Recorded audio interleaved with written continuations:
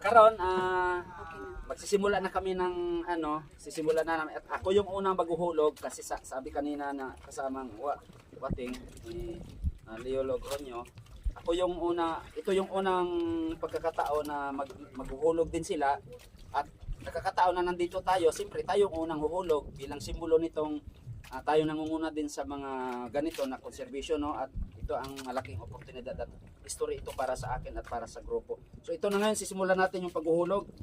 Dito sa lugar na ito yung sanctuary nila at dito ihulog itong mga manlot or mga clams na ito para pagkatapos maghulog, dadaganan nila ito at pangalagaan hanggang sa dumami, lumaki at lumaganap dito sa buong Tinigban or Carles bilang isa sa mga source ng kanilang kabuhayan at ilang mga ngisda sa lugar. So simulan natin ito na.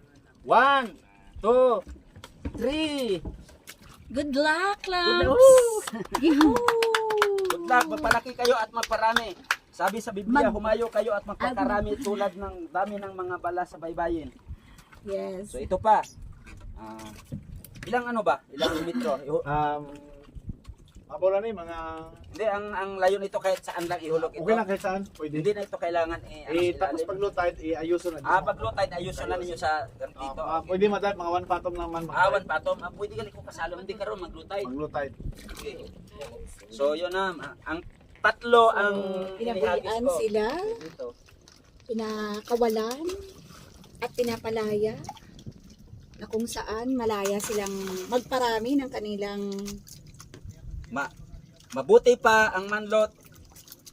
Masaya tayong nagpapalaya. Pero minsan, yung ating mga mangingisda, hindi malaya sa kanilang kabuhayan. correct. Ginigipit ho sila. Kaya ito sana ang tularan natin.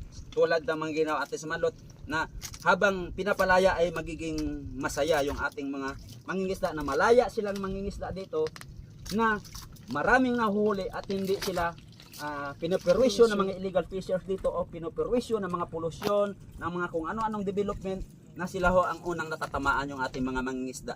Ang sabi nga natin, kami mga mangingisda, hindi kami sagabal o hindi kami opposed doon sa mga development na gagawin ng ating gobyerno at iba pang mga institusyon. Pero ang sa amin lang, sana yung development na yan ay titingnan natin na priority o sila yung unang makikinabang sa gagawing mga development na tulad dito. So ilan po ang ating panawagan. Maraming salamat.